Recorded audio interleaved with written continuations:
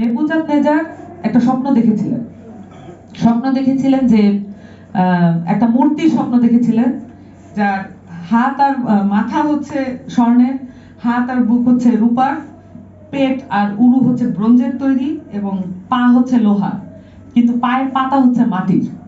এবং তিনি স্বপ্ন দেখেন আরো যে একটি পাথর, যেটা মানুষের তৈরি নয়, এমন একটি পাথর এসে এই পায়ে আঘাত করলো এবং পুরো মূর্তিটা চুরমার করে ভেঙে গেল। এই স্বপ্ন দেখার পরে এটার অর্থ জানার জন্য তিনি তার সভাসদের সমস্ত ম্যাজিশিয়ান এবং মানে যারা জাদুঘর এবং জ্যোতির্বিদ, সেই সময় তারাই ছিল মন্ত্রী আর কি বেসিক্যালি, এবং তাদেরকে তিনি আমন্ত্রণ করেন এই স্বপ্নের ব্যাখ্যা জানার জন্য। তিনি মানে এই যে পাথরটা পড়েছিল সেটা আবার এমন একটা মাউন্টেন হয়ে গিয়েছিল, এমন একটা পাহাড় হয়ে গিয়েছিল যেটা পুরো বিশ্বকে এনগালফ করে ফেলে, পুরো বিশ্বের একটা আকার ধারণ করে।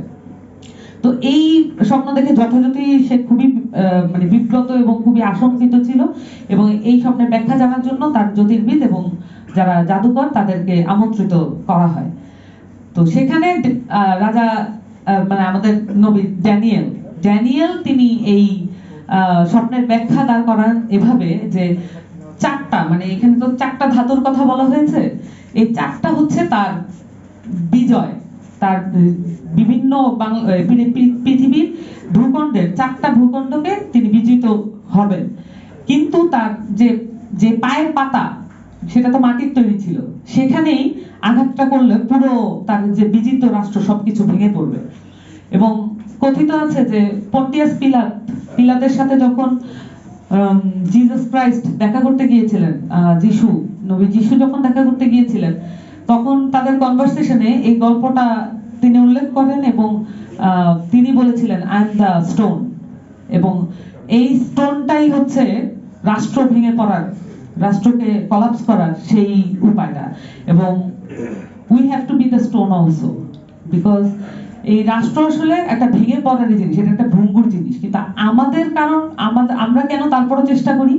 কারণ আমাদের যে আইনি বন্দোবস্ত আছে, আমাদেরকে আসলে চেষ্টা করেই যেতে হয়, কারণ আমাদের দেশে নানান ধরনের মানুষ থাকেন, নানান ধরনের বিশ্বাসের মানুষ থাকেন, নানান ধরনের কর্মের মানুষ থাকেন, নানান ধরনের বর্ণের মানুষ থাকেন, জাতিগত মানুষ থাকেন। তাদেরকে নিয়ে, সকলকে নিয়ে একসাথে বসবাস করার একটা সিস্টেম আমাদের প্রয়োজন হয়, একটা বন্দোবস্ত আমাদের প্রয়োজন হয়।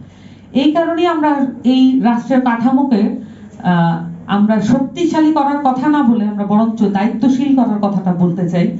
এবং জুলাই আগস্টের বিপ্লব আমাদেরকে যে সম্ভাবনার দ্বারপ্রান্তে এনে দিয়েছে, এখানে যদি আমরা দায়িত্বশীল ভূমিকা পালন না করি, তাহলে আমরা যতটাই মনে করি না কেন যে এই মূলনীতি দিয়ে বা সংবিধান দিয়ে আমরা পুরোপুরি পরিবর্তন করতে পারবো, আমরা দেখেছি যে এখন পর্যন্ত আমরা জুলাই বিপ্লবের যে ঘোষণাপত্র, যেটা আসলে সেই যে চুক্তিপত্রের মাধ্যমে আমরা নতুন ফেজে প্রবেশ করতে পারতাম, সেই চুক্তিপত্রের ব্যাপারে কি ধরনের টালবাহানা হচ্ছে, এবং এই ধরনের টালবাহানা এবং এই ঘোষণাপত্রের যে অনীহা, এই অনীহা থেকে আমরা যেটা বুঝতে পারি যে এখানে মূল যে পাওয়ার স্ট্রাকচার, মূল যে অন্যায়ের কাঠামো পুরো বাংলাদেশ ব্যাপী, এই অন্যায়ের কাঠামো পরিবর্তন করার কোনো ইচ্ছা আমাদের এখানে মূল স্টেক হোল্ডারদের নাই, রাজনৈতিক স্টেক হোল্ডারদের নাই।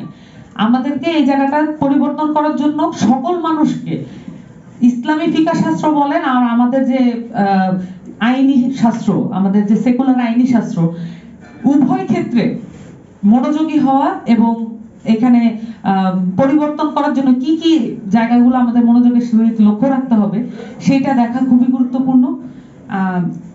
আমি এই কথাগুলো বলেই আজকে শেষ করতে চাই। আপনাদের সকলকে ধন্যবাদ আমাকে আমন্ত্রণ জানার জন্য। আসসালামু আলাইকুম।